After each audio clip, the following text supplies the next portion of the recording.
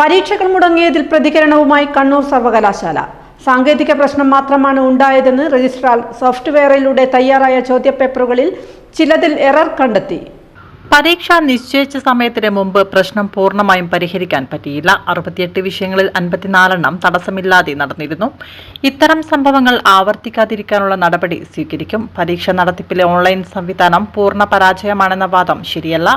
ചോദ്യപേപ്പർ തയ്യാറാക്കുന്ന നടപടിക്രമങ്ങൾക്കായി കൂടുതൽ ജീവനക്കാരെ നിയമിക്കുമെന്നും registrar doctor Joby K Jose പറഞ്ഞു. ഇനി ഉണ്ടാകാതിരിക്കുന്ന രീതിയിൽ നമ്മൾ ചില മുൻകരുതലുകൾ ഇതിനോടൊക്കെ നമ്മൾ എടുത്തു കഴിഞ്ഞിട്ടുണ്ട്. അതായത് ഈ പരീക്ഷാ ക്വസ്റ്റ്യൻ പേപ്പറുകളിലേക്ക് ക്വസ്റ്റ്യൻ ബാങ്ക് എൻട്രി ചെയ്യുന്ന പ്രോസസ്സ്, അപ്പം ഈ ബൾക്കായിട്ടാണ് ഈ പ്രോസസ്സുകളെല്ലാം നമ്മുടെ അടുത്തേക്ക് എത്തുക.